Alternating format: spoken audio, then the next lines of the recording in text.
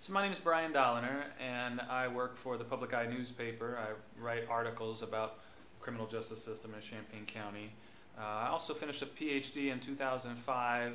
I learned how to write. I like to write, so I'm not a trained journalist, I should let you know, but I think I do have the critical faculties to understand what's going on in Champaign County.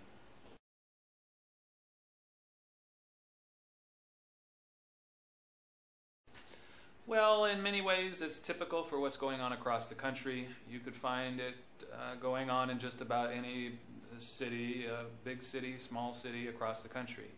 That the courts have become these heavy-handed mechanisms for doling out what they believe is justice, but it's led to these bloated prison system that we have.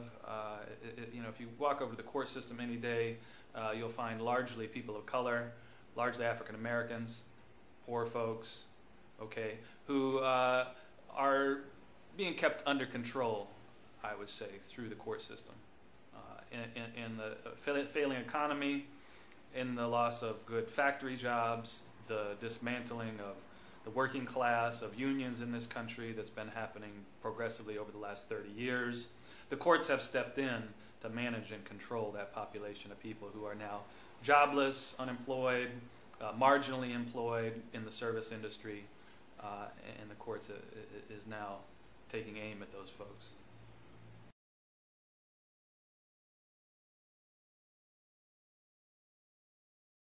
Well, we've demonstrated this time and time again through simply looking at their own statistics that they provide for us. So if you look at juveniles in the juvenile courts, they're overwhelmingly African American. In just about every sector, you'll find African Americans represent 60 to 80%, maybe even in some cases 90% of the population of defendants. So if you look at the juvenile courts, if you look at traffic stops, are overwhelmingly African American. In Champaign, for the Champaign police, also among who are believed to be a better department in the Urbana police. The numbers are even worse than Champaign. If you look at other things, I did a story on SWAT raids a few years ago, and I studied over 50 SWAT raids. The households that were raided were 90% African American. They were 90% for drug cases. They were 90% based on informant information. So if you look at the population in the jail, we found that they're well over half, around 60% African American. Blacks represent about 12% of the population in the county, about 15% in Champaign, but they're overwhelmingly represented in the courts.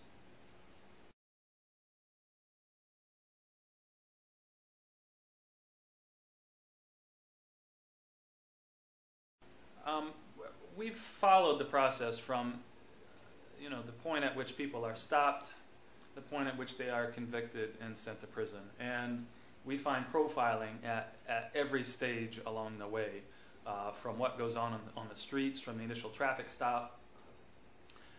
In Illinois here, we collect traffic data. It's sent to the state. Every local department sends the traffic stop data onto the state. They crunch the numbers and provide them back to the local departments. And it's shown, since they started that study in 04, 05, it's shown repeatedly a constant trend, and even an upward trend towards racial profiling.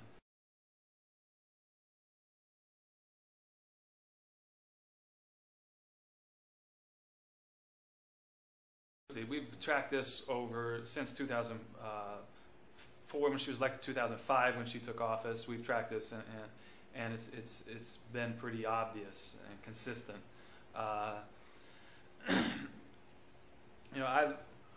It's important to understand some history for Julia Reitz and how she came into office. I got here in town in the summer of '04. And there were a couple black guys, activists in town, Patrick Thompson and Martell Miller, who were videotaping police officers. In Illinois, we have something called the eavesdropping law, where you can videotape, but you cannot audio record individuals. this eavesdropping law was dug up, dusted off, and they used it to charge Patrick and Martel to effectively shut down their videotaping of the police. This was a charge that was filed by Pilen, John Pilen, the then state's attorney, and this created a good deal of stir in the newspapers. Patrick and Martel started showing their video in town at the local library, at the local art movie theater, and it created a lot of headlines. And so this really blew up in the face for John Pilen and was the reason for his downfall.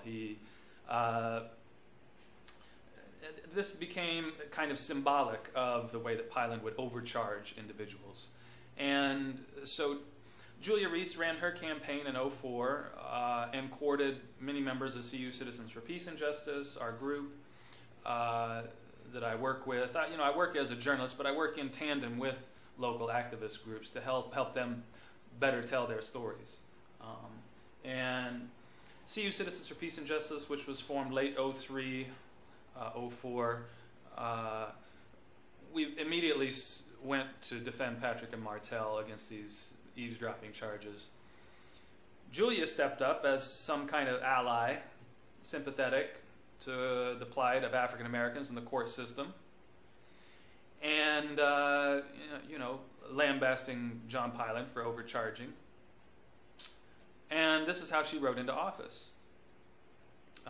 She was overwhelmingly voted in late '04 and took office early '05.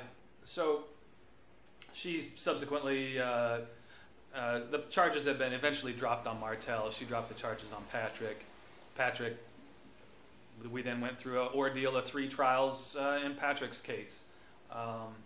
So we really cut our teeth and saw how the courts work with Patrick's case, and then we continued to follow what other folks were facing in the courts.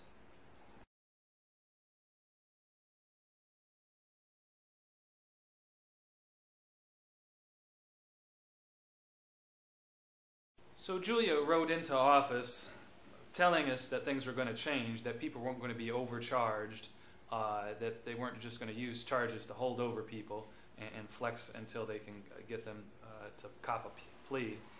And we found that time and time again, looking at other cases, that the same old tactics were being used. So routinely, people will be stacked with charges. The charges are held against them until they cop some plea, and the quality of plea they can get depends on how good of attorney they can get. If you have a public defender, you're not going to get a very good deal. If you got a private attorney who's in with the local cronies, you're going to get a much sweeter deal. If you have a university, if you're a student and you have a university attorney, you're going to get a good deal. But for most folks, and I think the cases are like 90% of folks who go through the courts here have public defenders. You're not going to get a very good deal from the state's attorney.